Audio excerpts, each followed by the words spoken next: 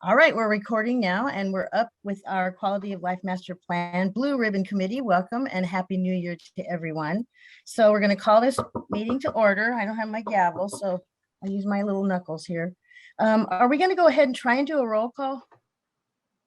Or do we know, are we just taking this? No, we're required to do a roll call. So I think that you have the list of everybody on the committee there. And for the committee itself, if someone's called and they're not here and you're here representing them, please register here at that time. Okay. So I have Mayor Matt Ron, and he apologizes, but he had a previous engagement. So you have me this evening, and I'm really honored to be here. And then Councilmember Mary Ann Edwards, that would be me. Lene Turley Trejo. Lene, are you here? You have to unmute. Okay. Yes, I'm here. There she is. Okay. And Ross Jackson, are you here? Yes, I am. Good. And David Maddox. Hi, David. Hi, here. And Kathy Sizemore. Present. I know you'd be here. I talked to you last night. And Denise, congratulations, new chairman of the Ready Commission. Dun, dun, dun. Hey, Eric Faulkner covering for Denise. She won't be here. Okay. And Gary Oddie. Here. Hi, Gary. Amy Manier. Amy, you here? All right. I'll put a tentative on hers. And Pastor Scott Treadway. He doesn't like to be called pastor, but he is my pastor. So see if Pastor Scott's here. And Sandy Rosenstein. I'm here. Hi there. Good evening. Jeremy Brown. I'm here. Hello. And Darlene Wetton, how are you? All right. She's very busy, very, very busy. If you've been keeping up with any of the COVID numbers. Kimberly Adams. I'm here. Hello. And Jacob Mejia from Pachanga. Okay. And Chad Palikai. Tell me if I'm saying it wrong. Paliki? Well, he's not going to tell me, so I can say it any way I want. And Juan Carlos. Hi. How are you? Good, thank you. Okay, Aaron Petroff. All right. Hey, Marianne, it's Darlene. I couldn't get off mute. Oh, hi, Darlene. Well, we knew if you weren't here, it was for a good reason. We know how busy you are, so thank you. Should have gone shopping or something, huh? No, I knew that wasn't the case. Definitely. Tammy, are you here? Tammy Marine? All right. And Terry Biancardi. Hi, everybody. Hi there. Carl Love, if he's not writing someplace. Are you here, Carl? Oh, he's going to hear from me on this. He was teasing me about being 3 minutes late one evening. And Jody, are you here, Jody McClay? I'm here. Good evening. Hi, Marianne. Good evening. Are you hanging in there? I'm hanging by my fingernails. Yes. I know. Sorry. No, And we're doing okay. Thank you. Good. Brooke, are you here? Yes, I'm here, present. All right, great. Okay, so next thing we need to do is go ahead with the resolution, and this is new procedures. So I'm going to go ahead and read item number 1. Adopt resolution authorizing virtual teleconferencing meeting pursuant to Government Code Section 54953E. So it's recommended that the Blue Ribbon Committee adopt by roll call vote resolution number 2022-01 of the Blue Ribbon Committee entitled what I just told you. So I'm going to go through this roll call super fast since I know who's here and I know who isn't here. So Mary Ann votes aye. And Lene?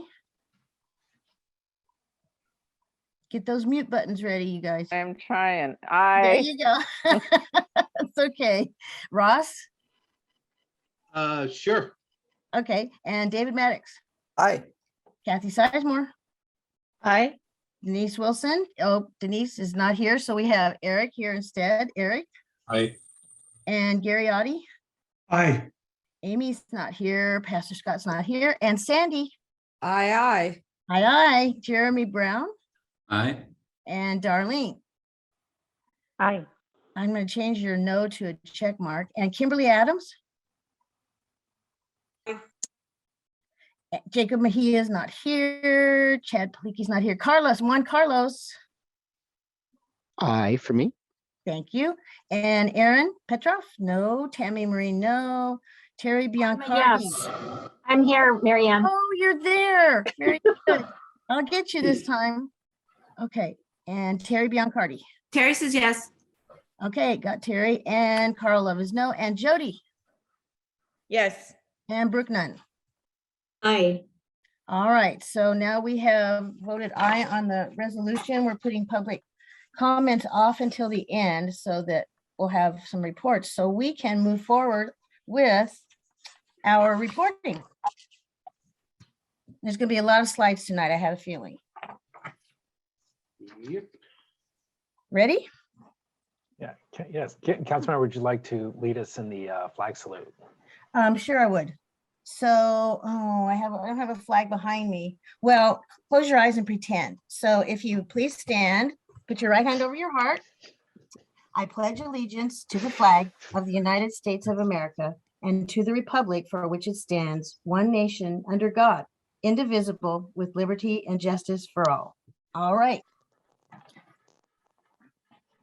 I'm sorry, I did not have the flag salute on here, but I should know better by now. All right, now let's go ahead. Well, thank you, Councilmember. And I'll just say quick good evening. I'm Andy Pendoli. Serving as your trustee facilitator here tonight. I wanted to, before we get into a couple other upfront items, we do want to make sure, I think most people are here are probably familiar with Zoom, but we want to make sure we didn't leave anyone behind, just with some of the basic controls that you have at your disposal and that you might want to use tonight. So in terms of controlling as you see from left to right, muting and unmuting, we're helping on the behind the scenes just to make sure we don't have too much unmuting happening and we are all talking over each other. Of course, your video on and off as you like to turn it on and off. You can see who's here, looking at the participants list. And I do want the two at the top, as noted here on the slide, the chat is really valuable here for us to receive your comments as committee members. Very much value that, using the chat tool. But also the raise hand function will be helpful too, to be able to kind of traffic control who'd like to speak over audio as well. So we'll help you with the muting and unmuting as that happens. So just wanted to briefly review that and make sure everyone was aware of those tools. And then I think with that, just to briefly review our broader meeting agenda here we have tonight, we have an action-packed full agenda for you as committee members. And we want to make sure we update you on the latest developments since our last attempt at this meeting back in November was thwarted, unfortunately, but we're glad to be back with you here, even if it has to be virtually. So I want to catch you up on what's been happening since then. But the bulk of our time tonight is working with you as committee members in small groups to be able to kind of talk more closely about two of our core values here tonight. So we know that the Zoom video conference can be tricky with a large group. So we are hoping these small group formats could help us have some level of closer discussion. And then, of course, before we wrap up tonight, we'll have anyone here from the public who'd like to provide comments for the record tonight. We'll have time at the very end before we wrap up. And we are aiming to, again, respect everybody's time, wrap up as close to 8 p.m. as we can here tonight. So that's our agenda overview. And with that, I think what I want to do is keep us on track and on time. We'll move into those updates and latest developments here. And to do that, I'm going to bring on your trusty kind of project manager and senior planner here with the city, Matt Peters, who's going to walk through what's been happening since we tried to meet with you last and even before that. So Matt, take it away. Thanks, Andy. Just wanted to remind everyone that the QLMP website is a good resource. So if you get any questions or you need a copy of the document, if you want to steer anyone towards the survey, the QLMP survey is still live. That's on the QLMP website. If people are wondering what's happened previously, they can go and see the previous meeting videos, and there are feedback buttons there. You can sign up for email notifications. And again, the questionnaire is live. So that's going to be through February. So we're still trying to promote and get as many responses to the survey as we can. And since our last BRC meeting, we had a pop-up event at the farmer's market, and that was on Saturday, November 13th. That was the Saturday before our scheduled meeting that we had to cancel. But that was well attended. It was a great event. Next slide, Andy. Some of the results, I mean, it was a very nice Saturday morning. And just a summary, we had over 50 visitors or interactions. And the good news is that a lot of the feedback we received is consistent with the Blue Ribbon Committee's feedback so far to us. And one of the questions we had people fill out was, what do you love about Temecula? Or I love Temecula because, and some of the more popular responses were parks and open space, community events, families and schools, safety, and small town feel.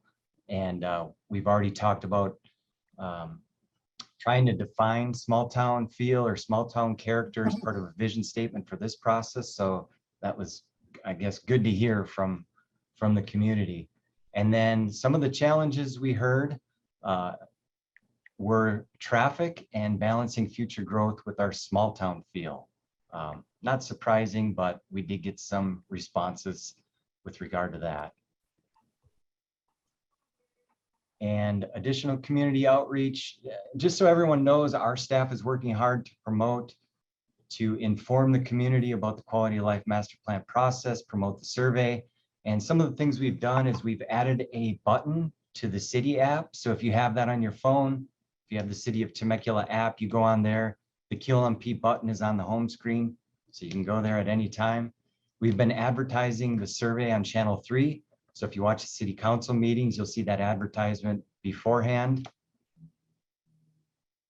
We are also on the auto dealer sign. We've been on there for a couple of weeks. So I don't know if you've noticed. If you haven't, keep your eyes on the road, but maybe you can take a peek up at the auto mall sign and you'll see the QLMP survey being advertised. We are planning to be in the city newsletter, which comes out in spring. Some of the feedback we've heard is not everyone is online or whatever, and it's just be good to do or be part of an old school mailing that comes to everyone's home.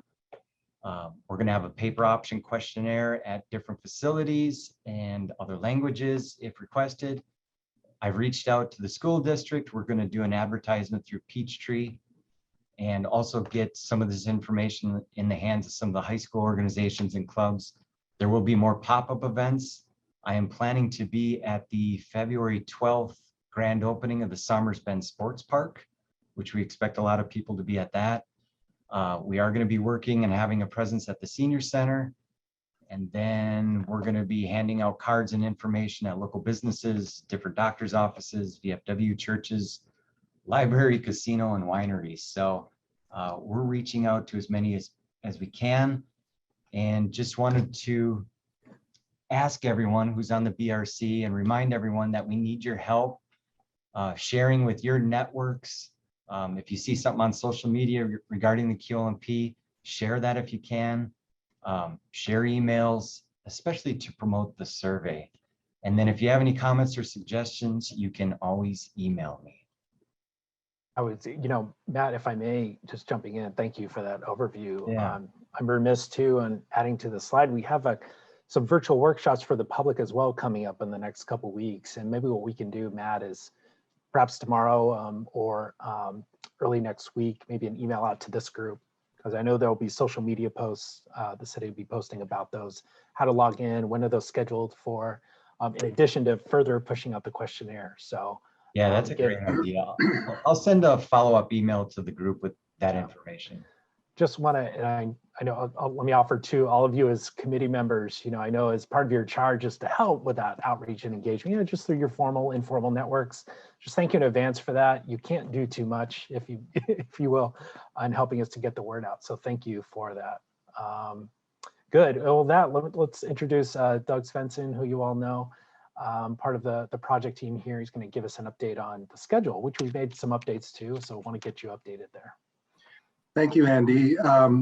Yes, with the new year and the change in schedule at the end of last year, we've made a new schedule to get us through the end of the update process. And in part, this is to make sure we have enough time to do the community outreach and get as much input as we can as we go through the process. And also it kind of breaks up the topics for the BRC a little bit so that we are sure we've got plenty of time to cover each item as it comes up. And so starting after this meeting, so in February, we have 4 additional BRC meetings scheduled, more or less monthly through April, and then the final one in early June.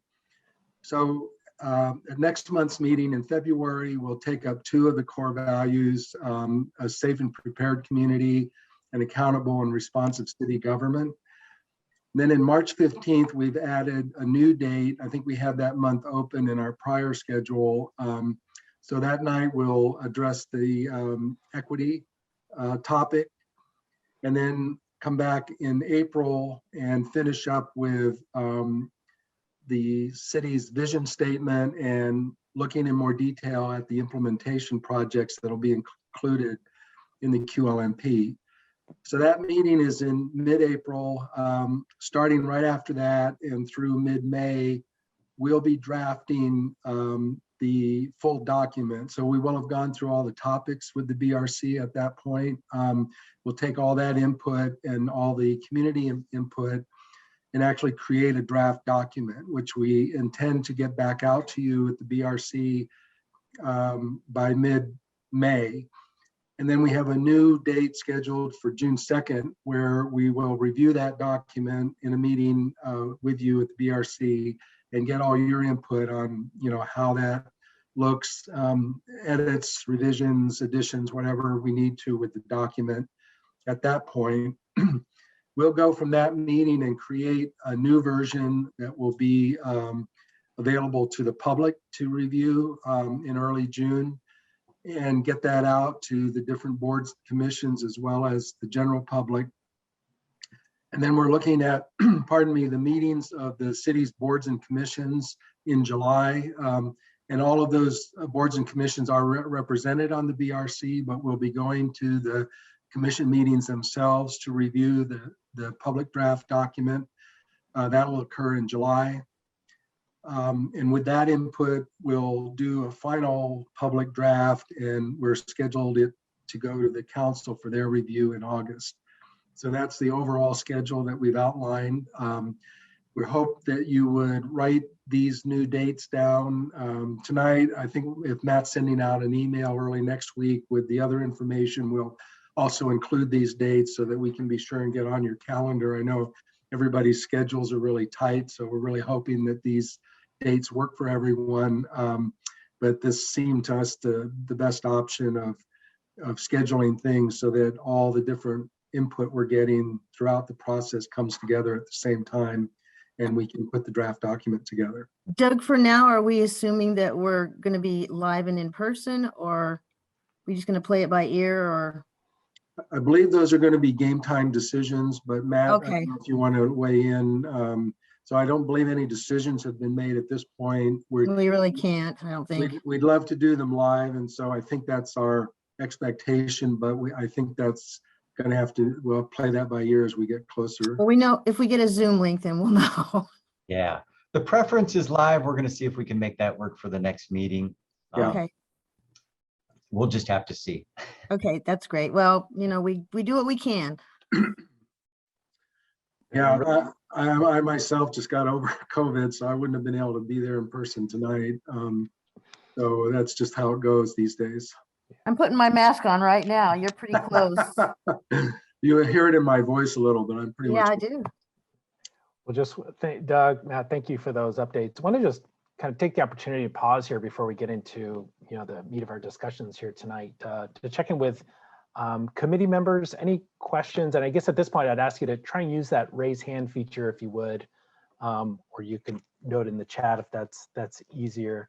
Yeah, let's see, Ross, let's unmute Ross Jackson, please. Ross, you should give us a second here. Go ahead, you should be able to unmute, Ross, go ahead. Yeah, every time I try to go to unmute it, it says some guy over there with the button on his finger on the button won't let me unmute, so. Yeah, I expressed my concerns about to Matt in regards to a Zoom meeting. I know everybody's quite familiar with them, and council has done a lot of Zoom meetings. But yeah, this is in my opinion, this is more of a critical type of a meeting, that face-to-face interactions. This is kind of impersonal to me. I mean, I just don't feel like I'm actively involved sitting in a Zoom meeting when we're talking about 2040 quality of life management issues. You can't see my expressions. You can't see body movements other than the head bobbing back and forth. So I would be more in favor of, we've got that large civic center room. I mean, if we have to, we can spread everybody out 12 feet apart if we had to do that. I just feel like, and especially to break up into small groups, it's going to be hard to do that in a Zoom meeting. That's all I have to say right now. Well, we agree with you. We know that it is much more conducive to discussion that way. So we'll shoot for in-person meetings if we can. I mean, it's going to be hard. I mean, we've got 3 more meetings, and then we have a draft in June, and then it has to go in front of council in August. And I just don't see how the Zoom meetings are going to be productive to review all those drafts or all the input to make that draft on June 6th. Well, hey, Ross, June 2nd. This is Luke. I think everybody agrees with you that we would prefer to be. Okay. Well, I'll get off my little soapbox on Zoom. And if we can be in person for the next meeting, we certainly will. Yes. But just so you know, everybody knows that this process is nested within a much larger timeline for the general plan update, and we're pushing forward because we can't get off track too far, because the general plan has very specific dates that we need to hit. So yes, the best we can, but we hear you, and we will certainly make every effort to get into a face-to-face format coming up if it's at all possible. So just so thank you for just letting me speak my little piece there. Let's move on. Let's get going. Thank you, Ross. Tally ho. Good. Any other questions before we get into the materials from any committee members? All right. Very good. Well, with that, let's definitely move into it. And so again, as we talked about tonight, we really want to focus on 2 core values here with you. And the first one being sustainable city. And so what we're going to be doing is we're going to hear from Doug here for just a few minutes to give an overview of again, how a sustainable city is defined currently in the Quality of Life Master Plan at a high level. How do we measure? What are some of the goals that you as a city have been following for over 10 years now in this area? And then start to think about, how can things, how might this evolve a little bit, if at all, as needed to reflect for the future for 2040. And I wanted to thank you all in advance for this initial questionnaire. We had you committee members complete, many of you completed it. We really appreciate it. You'll see some initial results out of that here as part of these slides that Doug's going to review. But we want to spend the bulk of the time providing space for you all to talk, share responses, thoughts, and ideas about this area. So with that, let me go ahead and let's bring Doug back up. And Doug, take it away. Let's talk about a sustainable city. Very good, Andy.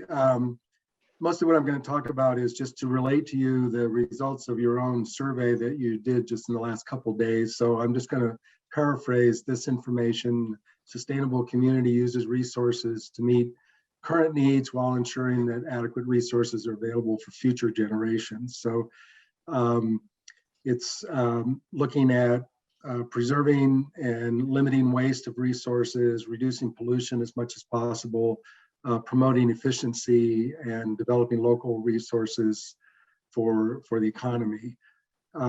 Sustainable city is one that conducts its daily business and plans for a future dedicated to these principles, and encourages and supports residents and businesses to adopt sustainable practices. Sustainable city also focuses on the interconnectedness of 3 vital systems: a prosperous economy, a healthy environment, and an equitable community, the 3 E's. Next slide. So there were three goals that were originally outlined for this core value. The first one is to be the most sustainable city in Southern California, using resources effectively and efficiently.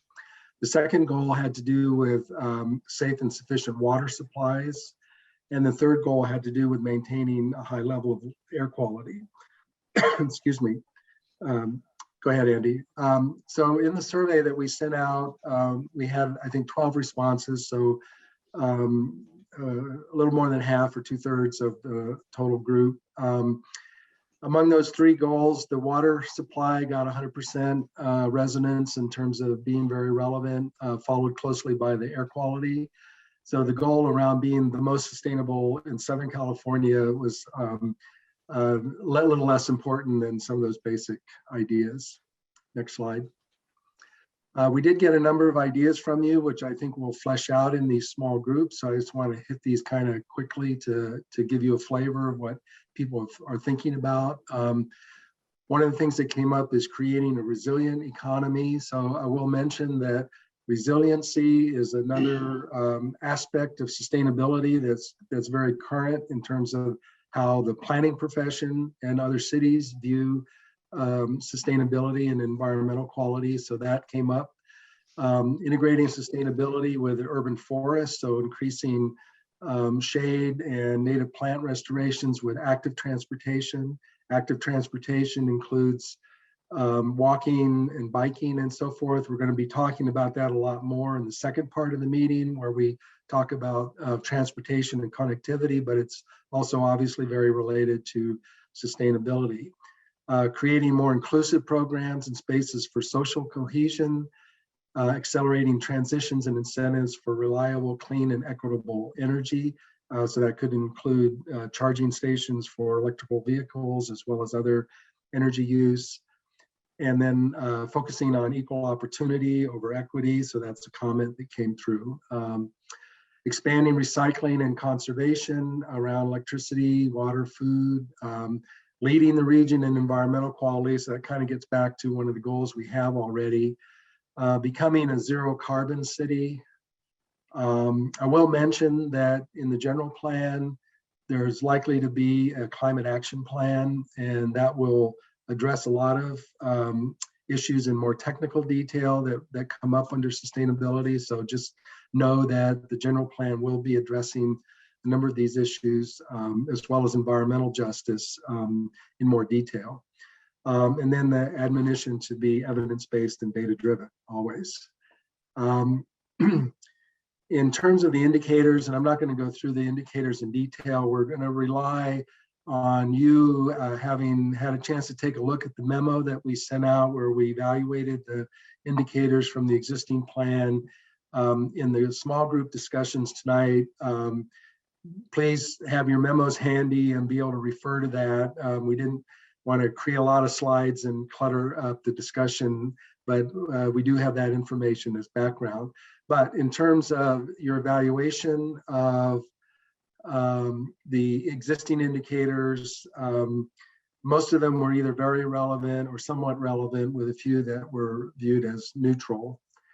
But there were a number of ideas for additional indicators, including using Cal EnviroScreen. That's a model that the state has come up with to evaluate environmental conditions in communities, and also combine that with socioeconomic indicators. That's something that is used in the general plan to address environmental justice. So that's one option to look at for other indicators.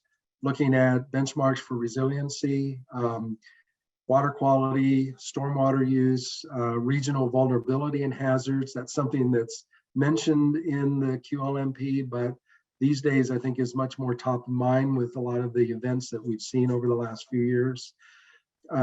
Indicators around open space, air quality, decarbonization, the number of multi-benefit projects, which I think are achieving both economic and environmental goals, and probably multiple environmental goals, increasing native vegetation.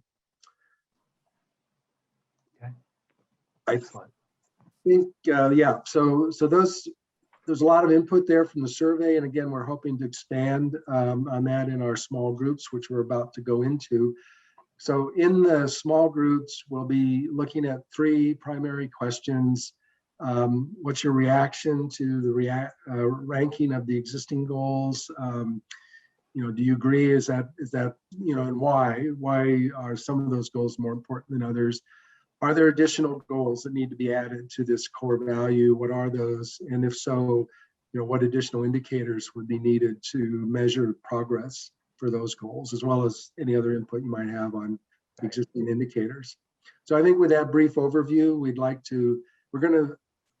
maybe Andy, I'd better let you describe how the logistics of how we're going to do this next step. I can briefly walk through that. So what we'll do is have the committee members move into these small groups, and we have trustee facilitators, Matt, Doug, and Brandon for each of your respective groups will be there to help, just to help walk through the conversation on these questions. And we've designed it a way that just to ensure that we've kind of spread you out relatively evenly so that you can be a little more conversational on these topics. And I want to also just recognize the data, the results of the questionnaire that many of you filled out is really, we use as almost kind of a conversation starter, if you will, that you're going to move into, as opposed to kind of a quantitative survey. So it was helpful just to get an initial read from you all, right, about this topic. So that was, as Doug just reviewed in the slides, I wanted to offer that context as well. So with that, what we'll do is we'll move you into the small groups. And the way that we do that, my colleague Joey Nielsen is here. He's behind the scenes. He was literally going to move you as committee members into another, it'll be like another Zoom room. It'll be your small group room. And you'll be in there, and your facilitator will be there to help just kind of, again, just have the conversation around these questions. And let me ask you, as kind of your lead facilitator tonight, be as much as we want you to be conversational, be as much kind of concise and to the point on your thoughts and ideas, making sure we want to hear everything from you, of course, at the same time, opening up time for your fellow committee members to share their ideas as well, because there's never enough time that we'd like to be able to talk about these conversations. So I'm asking our small group facilitators to kind of keep it as tight as we can. So I think it'll be about 20 minutes, maybe 25 minutes in your small group, and then we'll come back in this full group setting, and we'll be able to kind of debrief, about some of the themes that came out on this topic. So that's it. That's what we're going to move into right now. So I think with that, I'm going to go ahead and ask Joey, you can go ahead and start moving people. So no one will you shouldn't have to do anything with your Zoom controls. Just go ahead and sit tight. Joey's going to go ahead and start moving folks into their Zoom rooms. So stand by, and Joey, go ahead and take it away.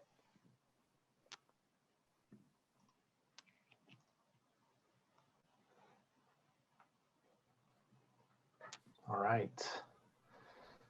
Getting the full band back together here.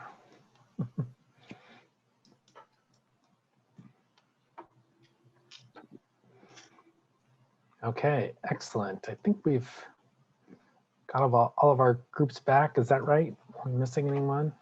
Counting my facilitators here, it looks like we probably do. So good. Well, thank you all again for, I know it went quick as promised. So we want to just take a few minutes. I'll ask your trustee facilitators to give some highlights for the benefit of the full group here. What were some kind of key themes around sustainability that you all talked about in your group for the benefit of sharing with everybody else? We'll kind of see what may be emerging here that we need to explore a little more closely in this process. So Matt, if you don't mind, I see you unmuted. Maybe we can start with your group. If you can give us a quick summary for a couple minutes. That sounds good. We had a very good discussion on sustainability. Before coming into the big group, we were summarizing our notes, and Ross was our note taker. So what I'll do is I'll turn it over to Ross to report back to the group, and then I'll kind of fill in if needed. Okay, well, I have to go get some lemon juice so my invisible ink will show up. I'm just kidding, okay. Basically, what we talked about in ours is a sustainable city is why we feel certain things are important. And one of them is the water quality resource, or the mitigation or management of water quality. We talked about capturing the runoffs that we have and these large quantity of rains, that these massive rain events, such as at Santiago and Yanez, we have that empty lot that we could possibly build into a retainage pond that it would allow it to catch that water and to reabsorb into the aquifers below. Next things where we were talking about, that'd be a site water management plan. And the other solutions would be to look at different options of water retention at the homes, instead of doing all of the desert landscapes that has been promoted in the last couple of years. We still have a massive amount of runoff, which causes sediment into the roads, into the storm drainage, which then causes the city to spend more money to fix the storm drainage problems.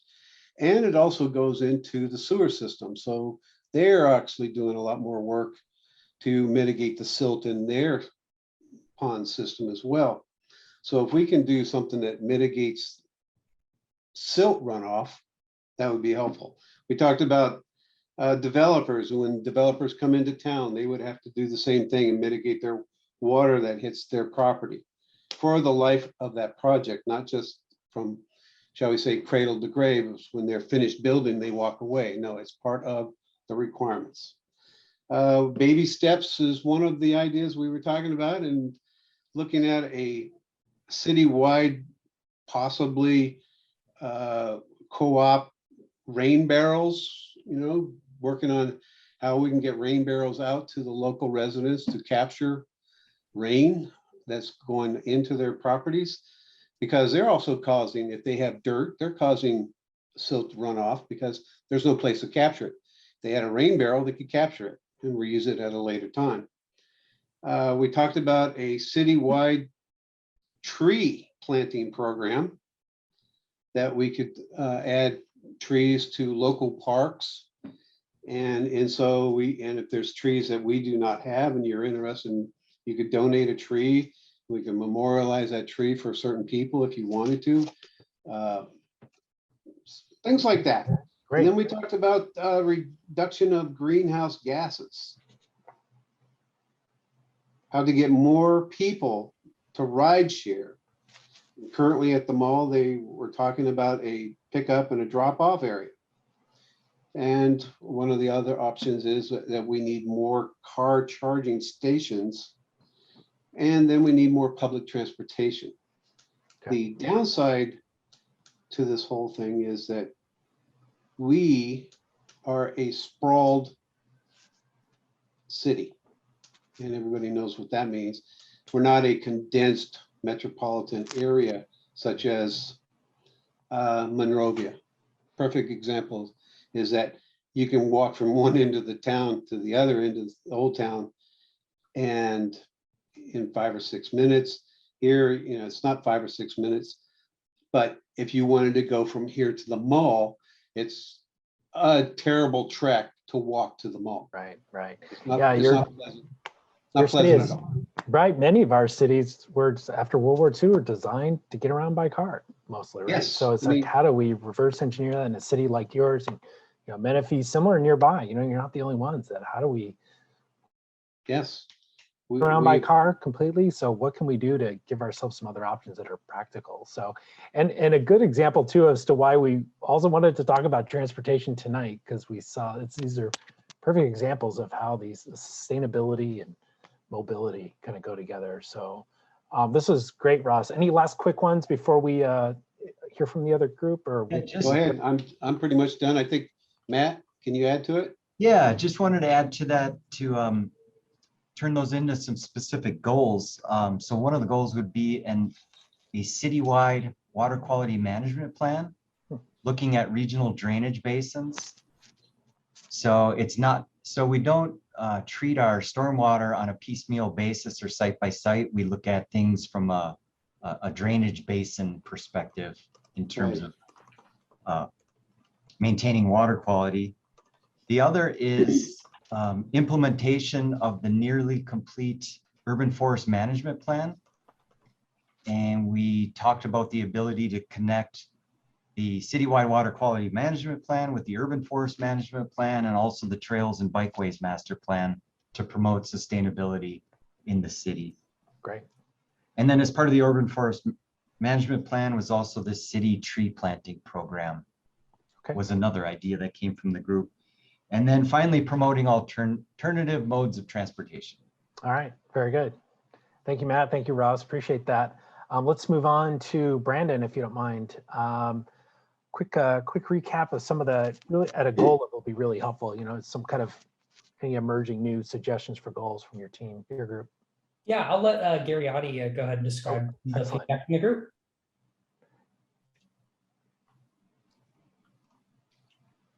Okay, thanks, Brandon.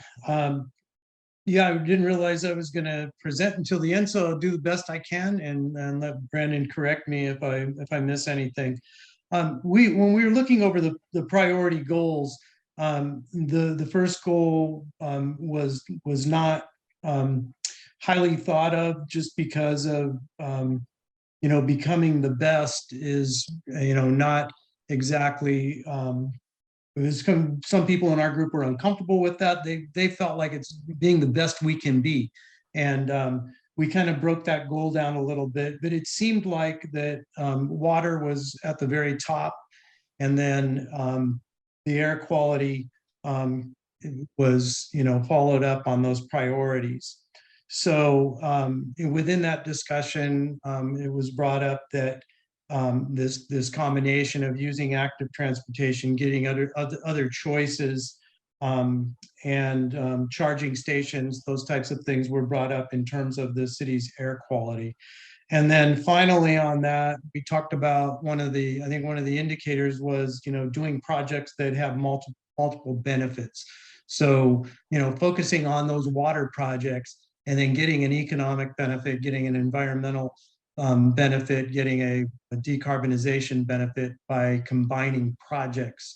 An example might be, again, the Margarita Creek Regional Trail in Old Town, where it's a project where it was mostly water, but they added active transportation trails along the route. They improved the riparian environment in doing so. So looking at multiple projects. And then probably our biggest area of conversation after that, Lene brought up our open space, and, you know, the great thing that we're doing with our parks in terms of refurbishing them and keeping them clean. So the vast majority of our parks fall in that category. And, you know, the biggest point of that was that they become more inviting and more usable when we do that. And so we're on the right track with that. But that discussion also went into, you know, what we do with our open space. So there is still open space that is undeveloped. There are those parks. I know Stacy Fox is starting to work on replacing turf, you know, with other plants, and also with native and more drought resistant plants. So some great water projects there, some great environmental projects, great education for our youth and people who use those parks. So that was also brought up in the conversation. And then I think that was pretty much the crux of our talk. We wanted to talk about the state composting. We did talk about that towards the end, and you know, I didn't get to give my input, but I would like to throw the question out. You know, maybe we want to jump in on that program before it becomes mandated. I know we've been talking about a lot more local control, and that might be a program to look at to just get into with our collection partner, and just get started on that, getting the mulch into those green trash cans. Great. That's it. Excellent. Gary, thank you very much. Can I add something? Can I add something really Yes, quick? While sure. we were doing this, I got online and I looked at some of the cities that are doing water quality management plans at the local level. And Del Mar's doing one, but it has partnered with Carlsbad, Encinitas, Escondido, Oceanside, San Marcos, Solana Beach, and Vista. And then there are others also that are doing them. So, you know, we might not have to reinvent the wheel on this one. Yeah, what are some good models out there? If you independently as a city, is there value in a little bit more of a regional, sub-regional, multi-city approach? So absolutely. So thank you very much. Excellent. And then let's move to Doug, and whether you or another reporting, and we're doing okay on time. It's just part of my job, as you know. Would appreciate nice, thorough, but as concise report as you can give us, and then we'll move into transportation mobility. Okay, great. I'll go ahead and report, but I'll ask Terry Biancardi and the other group members to jump in if I miss anything. I'll start with kind of the big picture item that we ended up talking about toward the end of the discussion, which is the idea that the core value itself should be expanded and maybe labeled sustainability and resiliency, because resiliency is a really important topic currently, and it really does follow on a lot with greenhouse gas and climate action issues. And there's a real need.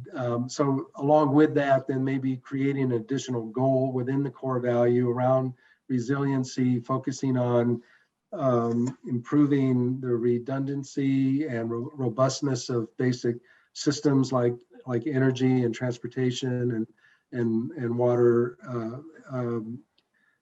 drainage and those sorts of things.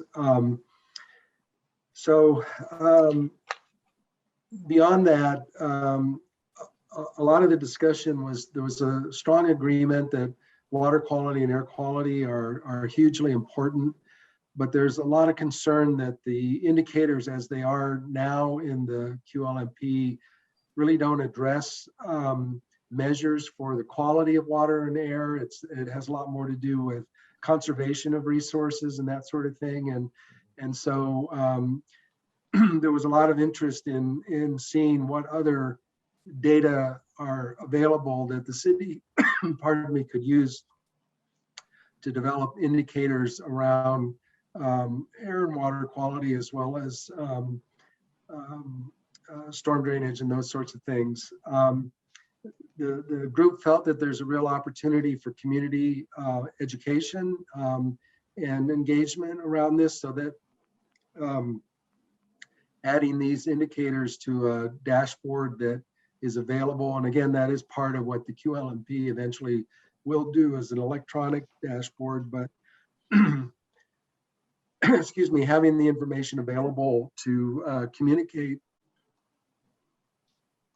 to the community and drive awareness about what the current situation is, what the goals are, what's needed to achieve the goals, more of an action plan than currently exists. Excellent. In the QLMP. So that's a thumbnail. I don't know, Terry or others, is there anything else that you want to add to that? Let me, if I may, just jumping in case anyone wanted, as Doug said, this is really helpful. Of course, we do have the more detailed notes from each of your small groups. So I want to reassure you all on that.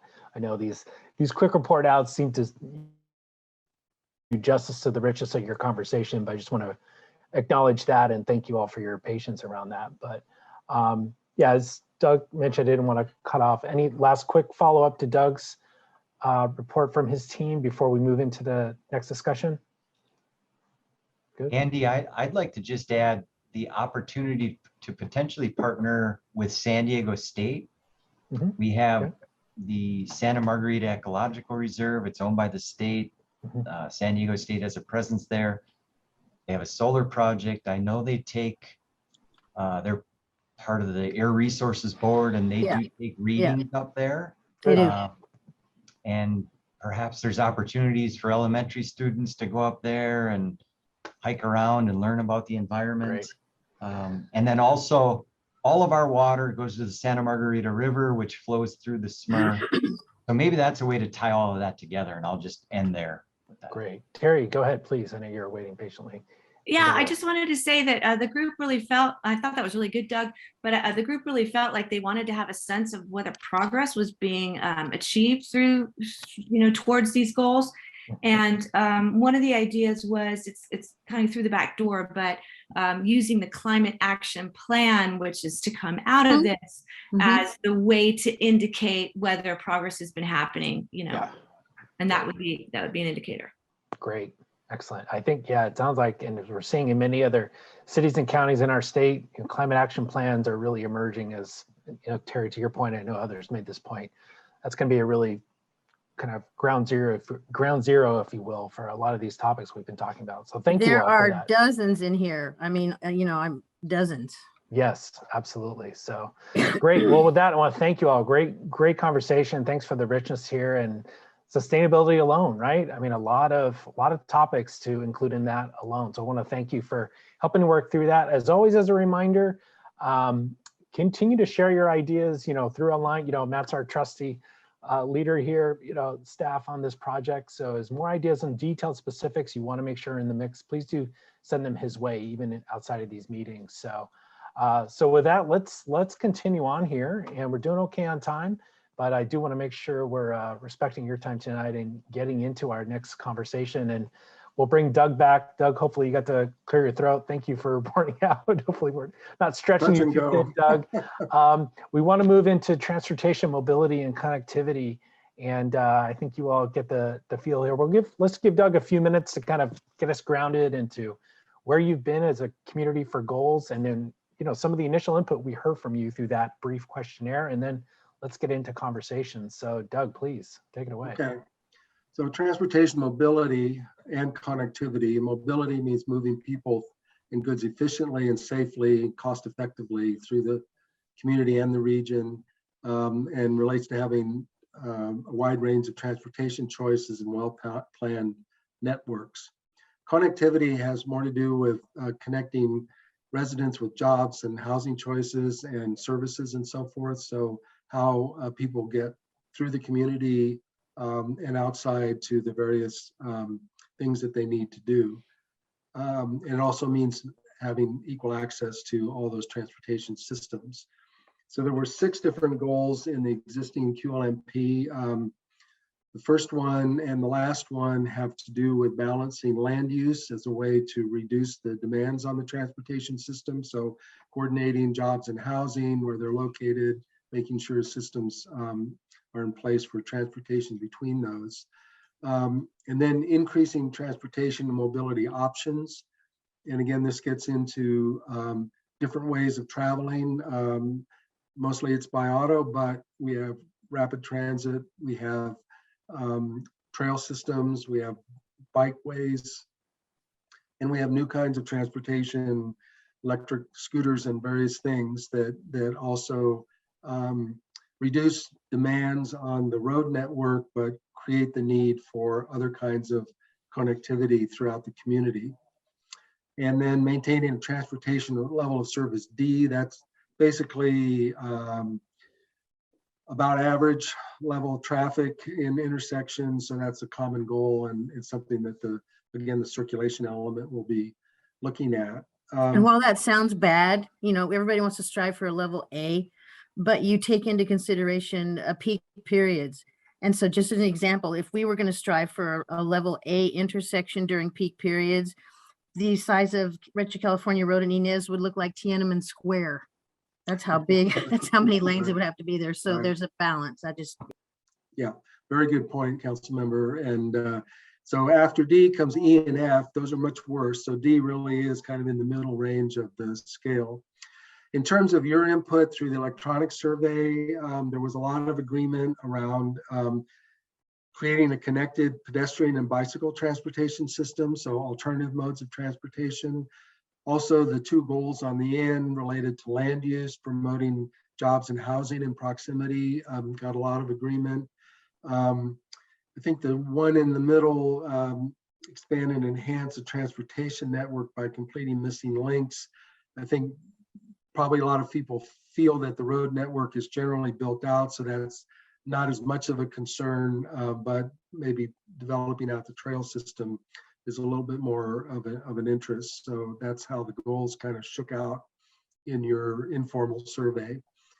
Some of the other ideas around transportation and connectivity is again, focusing on ways to walk, bike, and roll, and making sure that transit connects all the way to the last mile so that people are really encouraged to use it. Pardon me. So public transportation is very important. Managing expectations for traffic growth and regional commercial growth. These improvements require tremendous investments, and so being able to manage demand and understand what those investments are is extremely important. Providing multiple modes for people to get around, including, again, as we talked about, pedestrian and bike access, improving safety, particularly through the freeway corridor. Later, one of the ideas is to have indicators around freeway performance through town. Looking at the efficiency and coordination of traffic lights. I will mention that the city is in the process of completing the local roadway safety plan, where they are looking at all the different intersections. In addition, the general plan will have a circulation element, and the staff has already begun looking at what some of the gaps are in performance standards around circulation in anticipation of looking at that in detail in the general plan. Next slide. In terms of the indicators, there was a lot more agreement here on the relevancy of the existing indicators. There were just a few that were somewhat irrelevant. I think it gets back to that one goal around building out the street network. Next slide. So you can see some of the indicators that people mentioned. Pavement management is something that the city tracks. This would have more to do with trying to maintain the backlog as opposed to trying to meet a specific target, which is the way it's expressed in the QLMP currently. Looking at road speeds and safety, looking at the actual use of bike facilities, and these are groups that offer ratings for different communities. Looking at walkability indicators, freeway indicator, reducing vehicle trips, alternatives to car travel, and some other details related to actual traffic conditions. Excellent. Thank you, Doug. Appreciate it. I know we're taxing your throat. Probably should have shifted the game plan a little time, but I guess we get through it okay. Thank you, Doug. Appreciate that overview. So again, just wanted to get, help all of us kind of get grounded here. I know you've had a pretty good, robust set of goals for transportation, mobility, and connectivity in the last 12 years. So always an important topic, right, in any community. And so no less important in yours, understandably. So would like to hear from you here tonight. And I think, personally, let me just offer a reflection. I think that a lot of the input you provided so far, just starting with the questionnaire, it seems like you've got a lot of good insights about kind of the existing goals and how can we further advance those kind of, with strategies, right? I think is a lot of what everybody's talked about. So I want to suggest to you, as you move into your small group again, to talk about those goals. By all means, if there's a goal that you still feel is missing, please do bring that forward. But talking more about some of the, kind of the next iteration, right, of these indicators and strategies in your city, I think is going to be really helpful in this conversation. So we'll move you back into small groups. You'll have a new small group, some new faces to chat with. You guys. Well, we want to try and mix it up and make sure you all get to chat with as many of you as you can, right? So we'll challenge you. We're probably gonna do about 20 minutes in this small group. So we'll ask you all to get all those ideas out. I know your facilitators will help get those notes down, and we'll bring you back and do some reporting and get you out as close to about 8 or thereafter as we can. So with that, let's go ahead. Let me go ahead and ask Joey again. I want to thank Joey behind the scenes helping out. If you can go ahead and send everybody to their next small group, that'd be great. Sorry, guys. I guess we won't have those t-shirts made after all.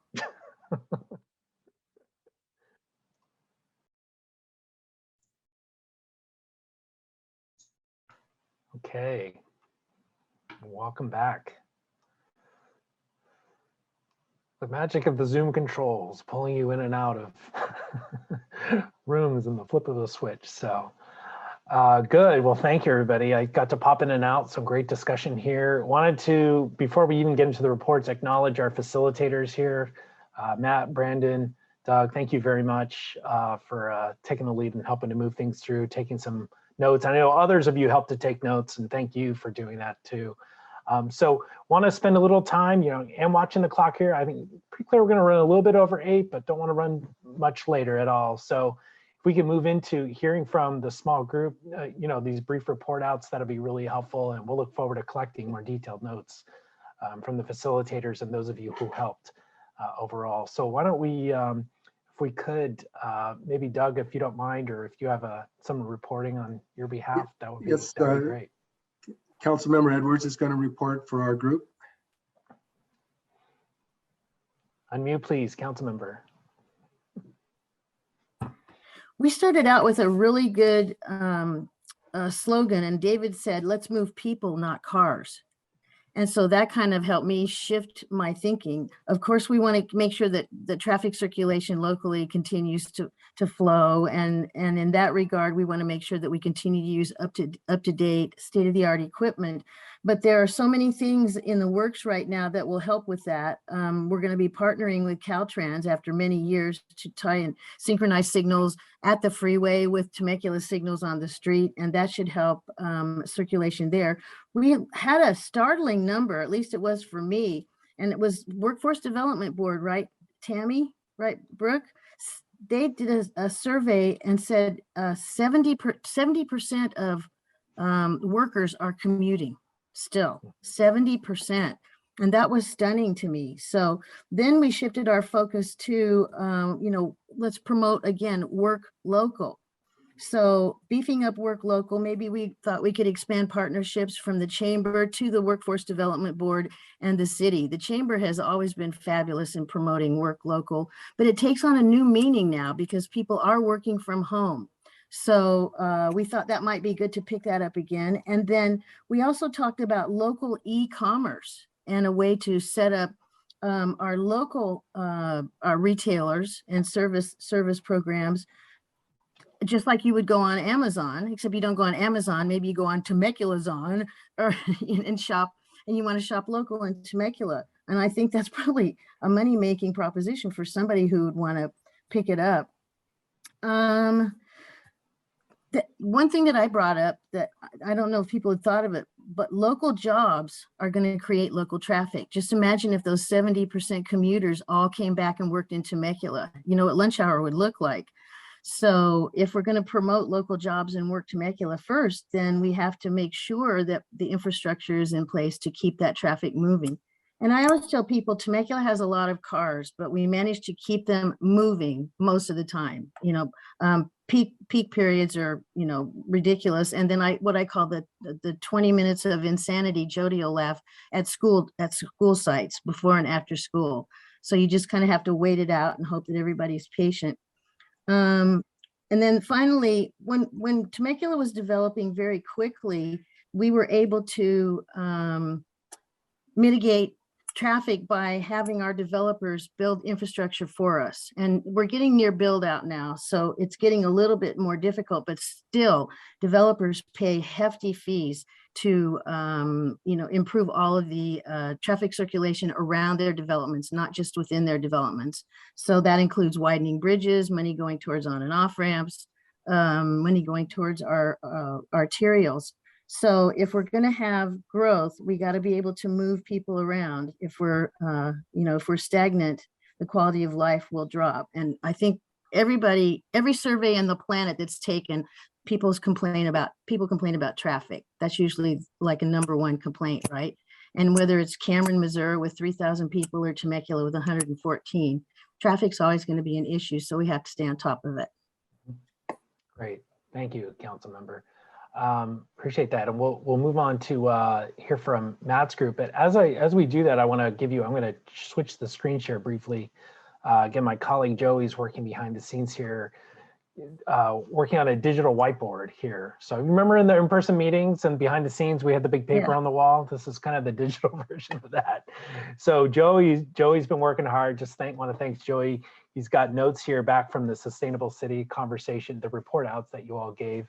And so now he's starting, whoops, fix that. Now he's starting to kind of work on what you're sharing here with transportation. So I'll leave this up here for a little bit as we hear the rest of the report out. So I just want to let you know about that.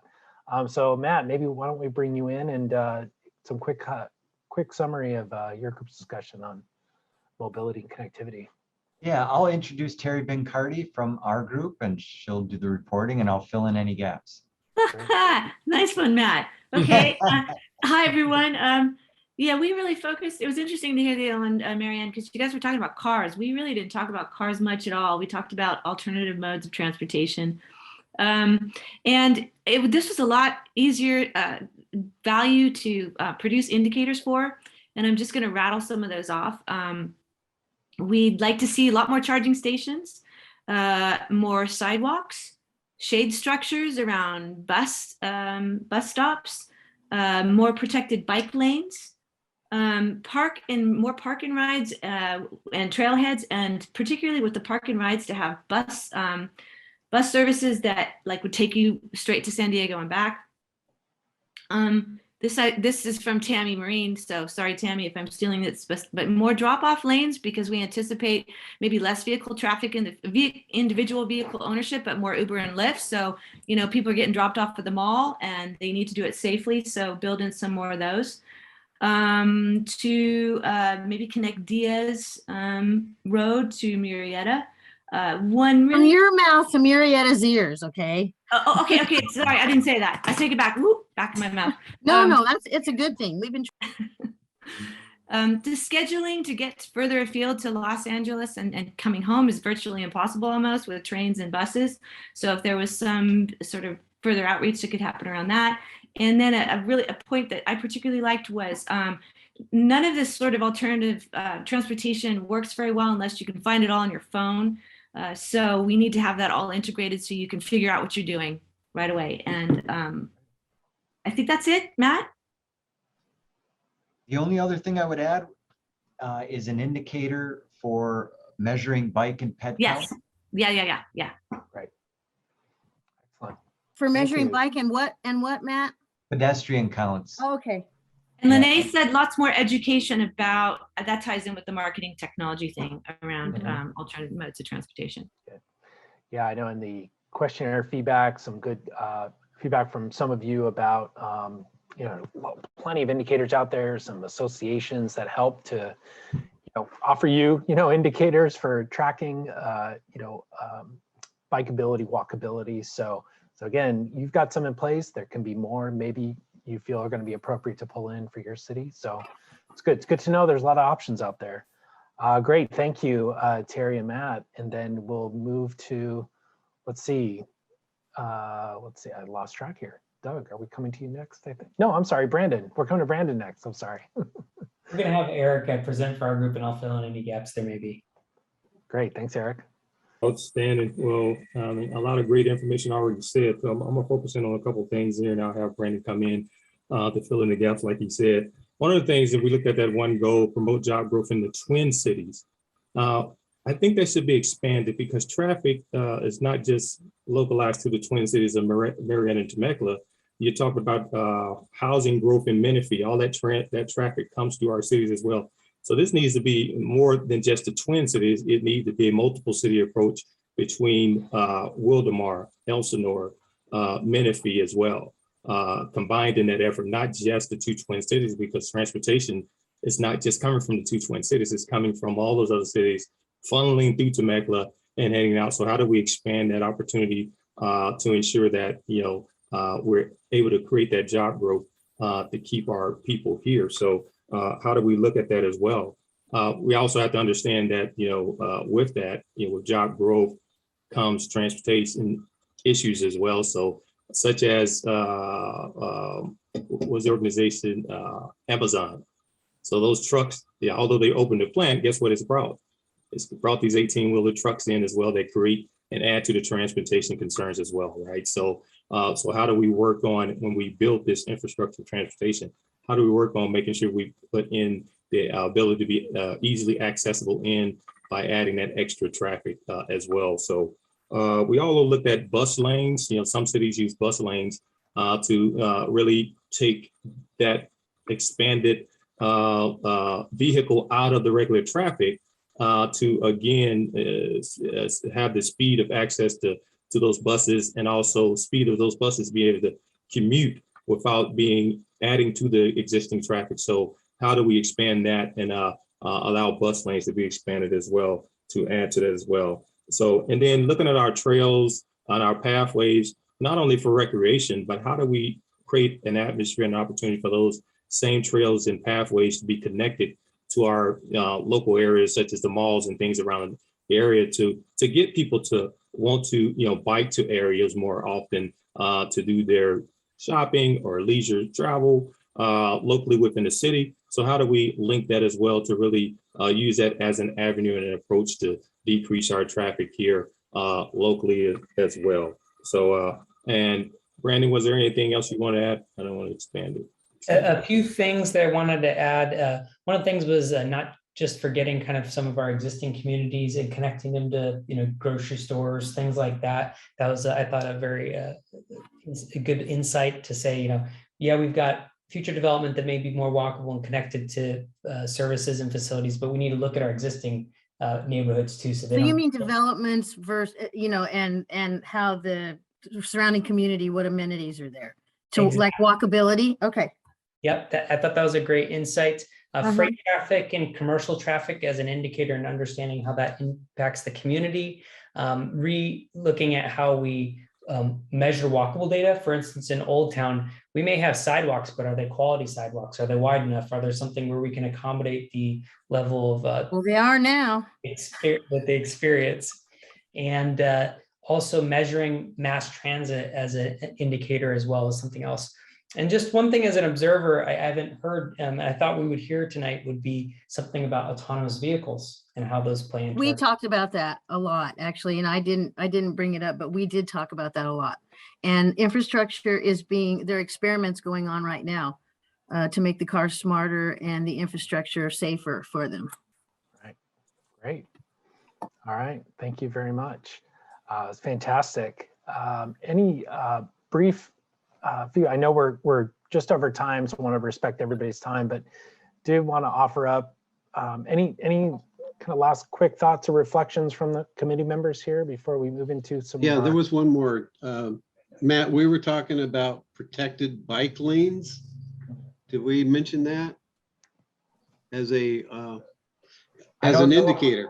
Yeah, I don't know if we did or not, but thanks for bringing that up. Yes, measuring those protected bike lanes. That was also, thank you, Ross, for mentioning that. That was mentioned came in through the questionnaire also as an indicator. And also we were looking at you know, electric carts, you know, go-kart or not go-karts, golf carts as a mode of transportation. You know, mobility and connectivity with the go-kart. Micro mobility, smaller scale. Yes, micro mobility. Exactly. As long as the speed limit's 25 or less. Yeah, exactly. And that's what the code says. Right. Excellent. I think you bring that up. It's creating more choices for mobility is a good way to put that. So the more choices you have.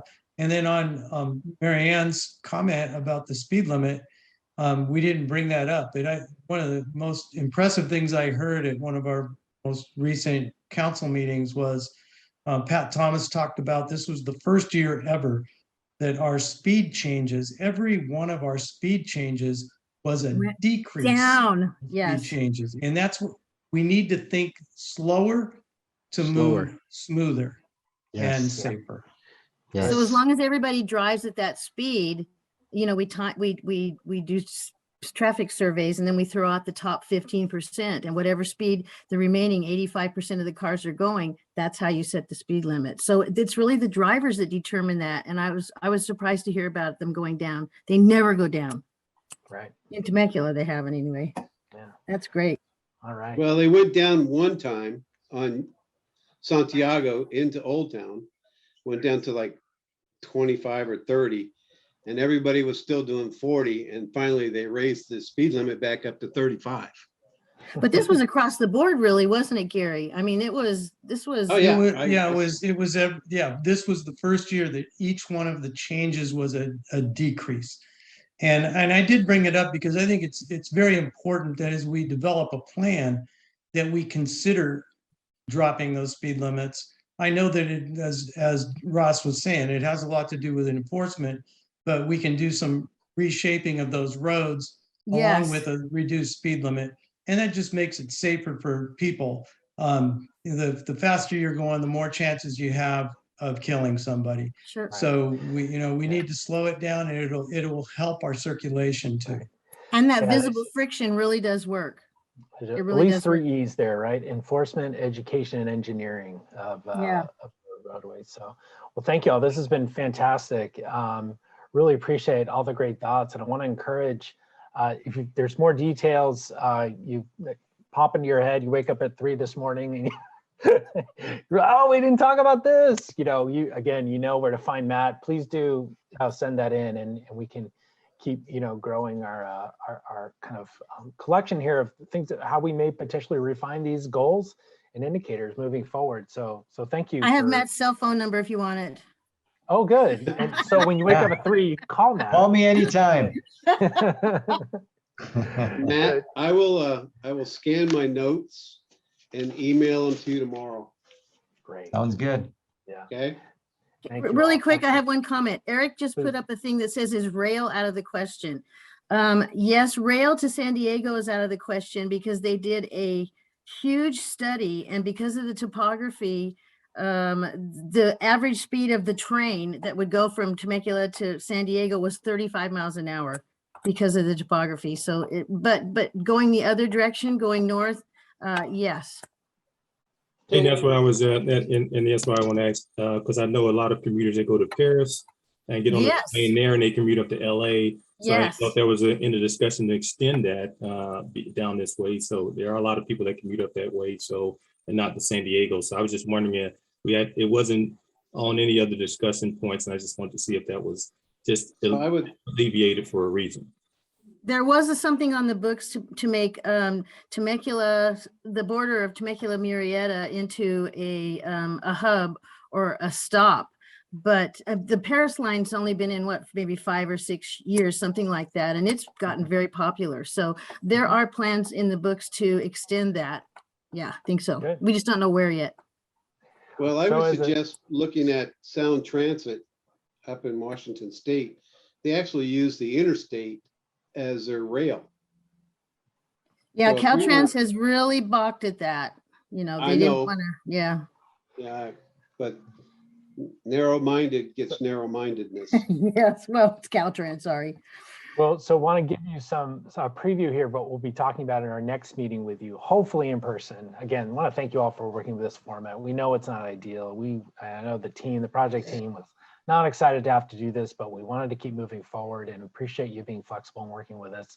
But in our next meeting with you, we'll be tackling the next 2 core values: safe and prepared community and accountable and responsive city government. And I think that's a pretty good kind of pairing of some core values that have a fair bit of connectivity between them also. So I think hopefully that should make for a productive meeting as well. And Doug, I'm just trying to save your throat. Did you want to add anything to this or for the group? We'll send out a memo as we have been, so you'll have some updated data on both those core values before the meeting.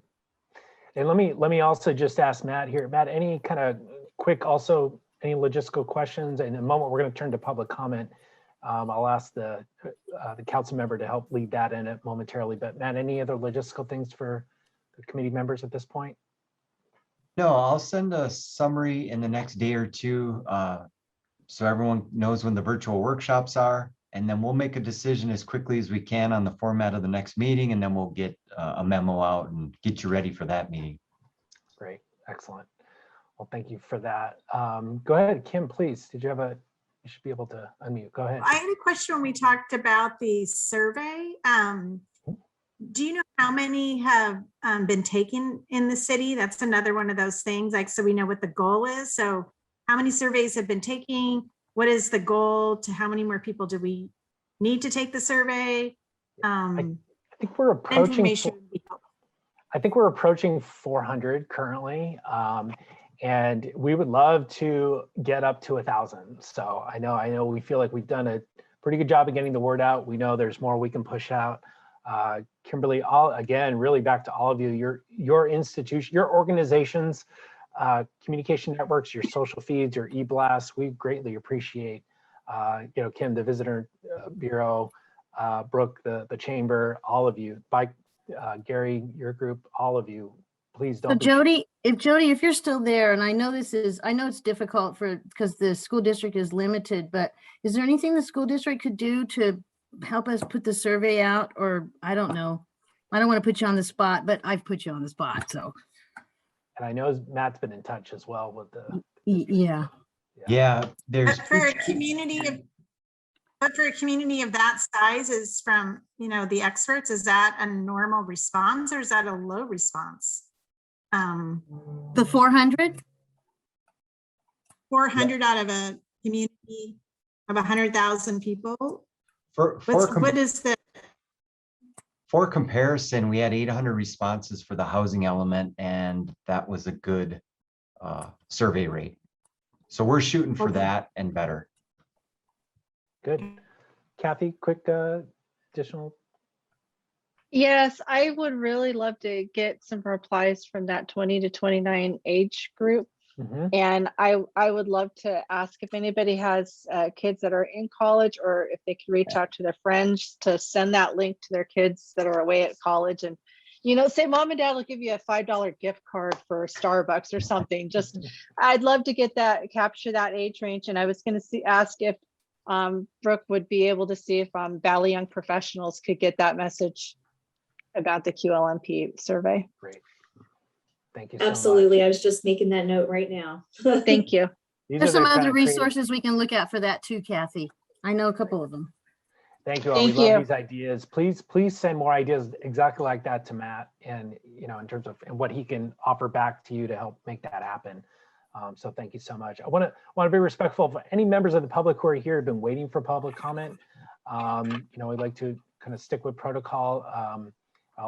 Council member, if you don't mind, kind of officially managing our public comment, just in case there are any. And how are we accepting or collecting public comments? Are they they're here already, and are they raising their hand in the chat room, or? Yeah, raising their hand. If anyone wants to note, if you're not able to use the Zoom hand or go on video to indicate to us, waving your hand or noting in the chat that you'd like to speak over audio, we welcome that right now. I'm going through chat, and it looks like I see all members so far. But I'd love to hear from some of our residents or visitors. Yeah, I'm seeing all committee members. Okay. So far. Yeah, no recent posts in the chat. I agree. Yeah. Okay. Okay. But they can always file, public comments. I mean, heck, they could email me, or they can go online. Yeah. Absolutely. Thank you. And we'll make sure that they get into the record. And if it's something that we can answer, we'll do that too. Very good. All right. Well, council member, if you don't mind, any kind of last closing remarks or thoughts, and to adjourn us. Well, considering we're virtual and, the difficulties that come with that, I think we had some great ideas today. I tried to write down everything that each different group said when we reported out, and there's some great ideas here. And I think a lot of them we could, sift through these and really expand on some of them. And some of them are connected in different ways. So this is really great. I can't wait to see what you guys do to take them, take all this back and how you cook this stew and see how it looks. But I thought this was really good. Thank you everyone for taking time on a Thursday night to do this. But I think you're going to be very proud of the document that comes as a result of our discussions. And please encourage your friends, relatives, neighbors to attend the meetings or if they're virtual to log on. We really do, we do care what the residents think. Temecula is resident driven all the way, and that's the reason it still feels like a small town. So, and thank you, facilitators. Thank you everyone for doing this. And when's the next meeting? Let's see, I think we have February 14th. February, okay, so. It's the 17th. I'm The sorry. 17th? That's all right. That's okay. So in that case, we will, no further comments. We will adjourn until the meeting of the 17th, and hopefully we can get together. Very good. Sounds good. Thank you, everyone. Thank you all. Good night. Thanks. Bye. Bye.